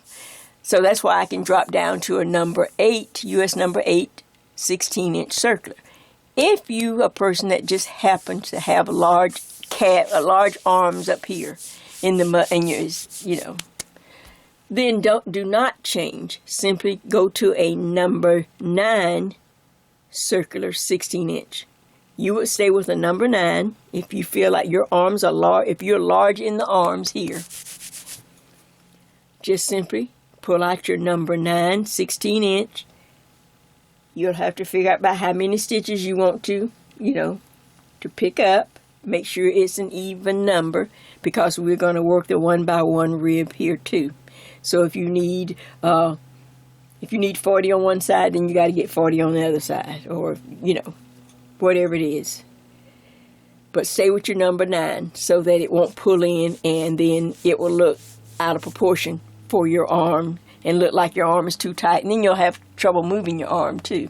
So, but for me, it's a US number 8, and I think for small or medium, you'll be doing the same thing. A US number 8, 16 inches in length.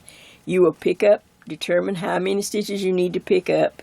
That's just something you'll have to learn how to. Like I said, I normally take my little long swatch, and I count that sometimes too. I just go ahead and I'll do 68, and I'll see how that feels, and that's a good number. Then I can always go up 4 stitches if I need to.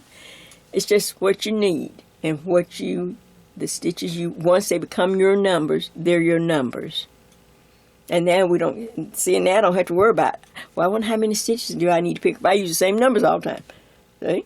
I know I have 68 to 72, and if I need more stitches, just go up by 2 to keep the number divisible, you know, at least by 4 or at least 2. So if I need more stitches, I see that, 72 is not going to be enough, I've come up short, then I just keep going to 74 maybe. Easy. I will be working, trying to get at least the collar. I won't go through, I may not get the sleeves for this, but I will have to do the sleeves in order for me to take the pictures. So, you'll know I'm working as you're working, and look how much we've accomplished. Look at that. You can already start smiling. You don't even have to wait till you're finished. You can say, look, I made let me move back a little bit now so we can get it in real slow. You can now say proudly, as we get ready to work our end magic. Look at that. Is that pretty? Free as a bird with twigs and bobbles. I just wanted to do that. I just want to throw that in. Okay, let me see what else I can do so we can get this ended and get this part up.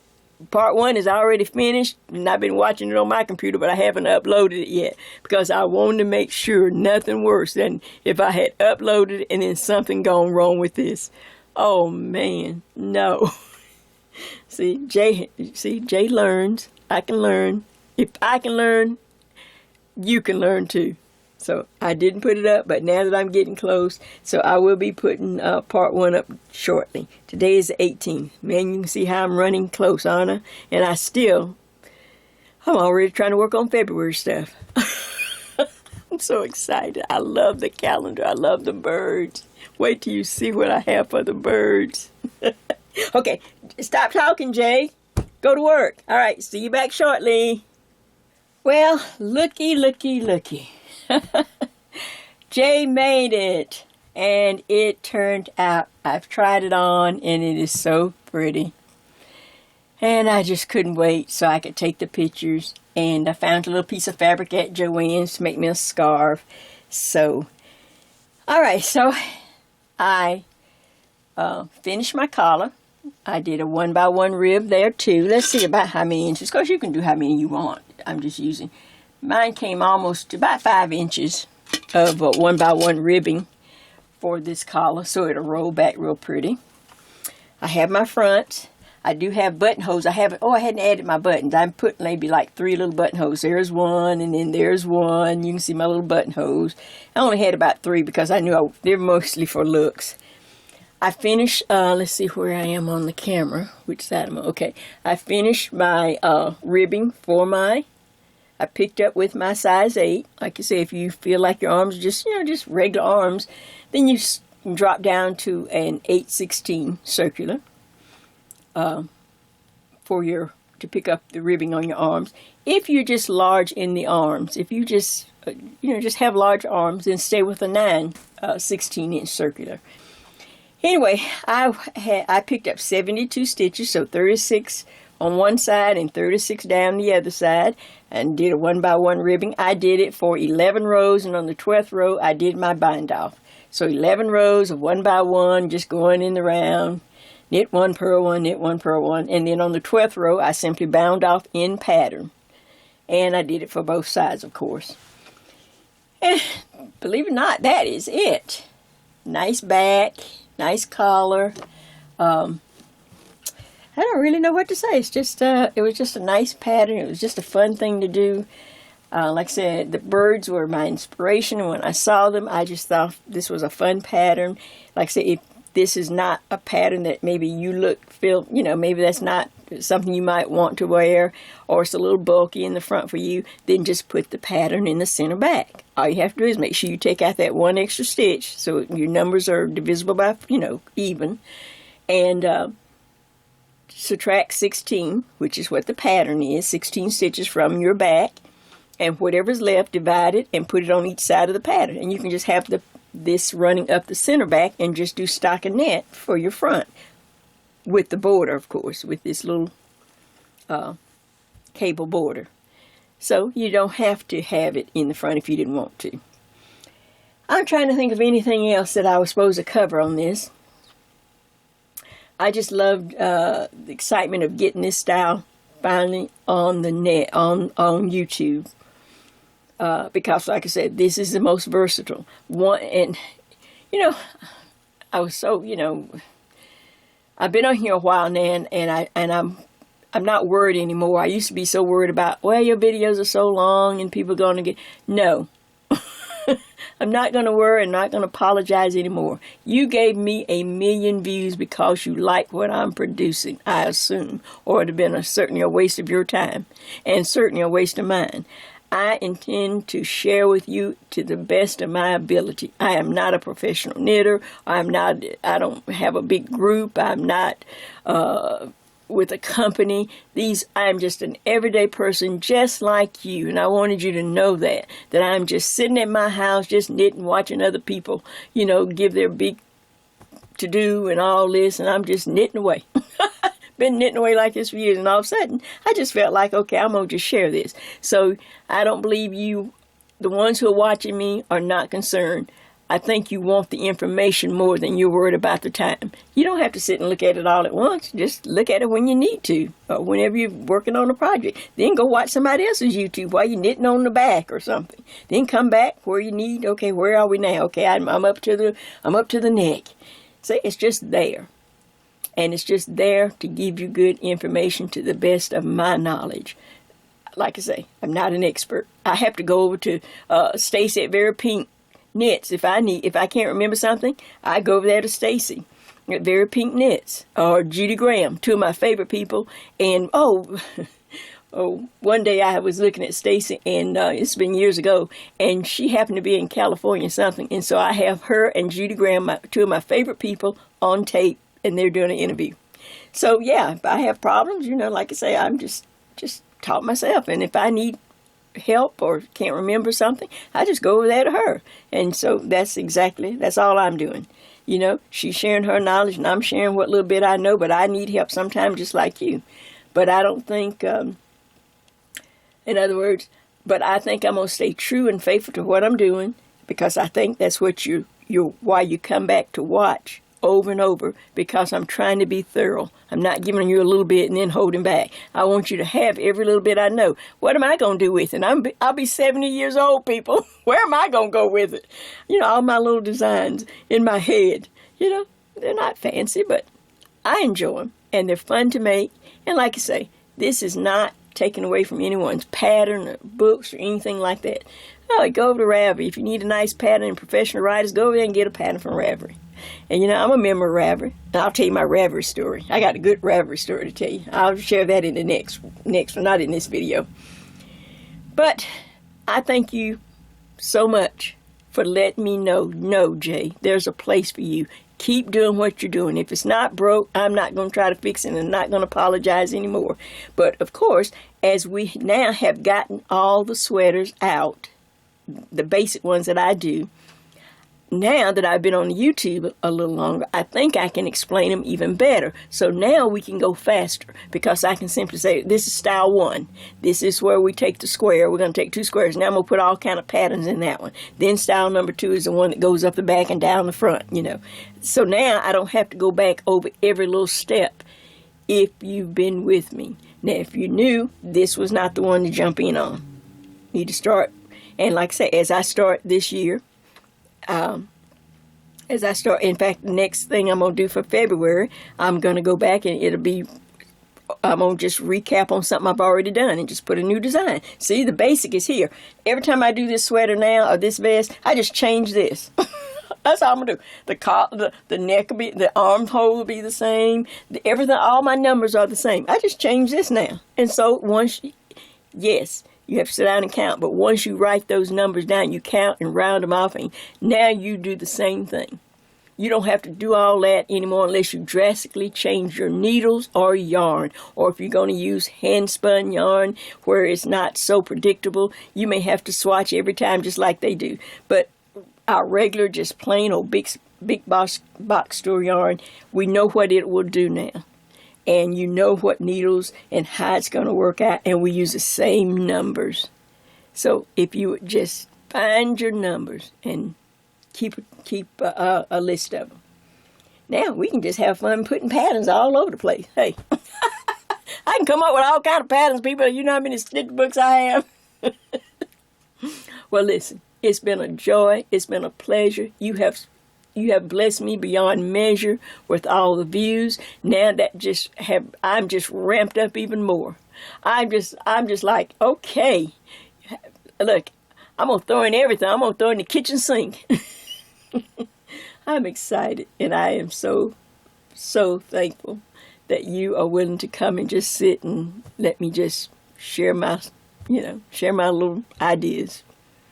So I want you to pat yourself on the back, give yourself a hand, put on your vest, and as you can see in the pictures, I tried to find some scarves. I started to go over to Cato and buy me some scarves, but I was at Joanne, so I bought a little piece of fabric.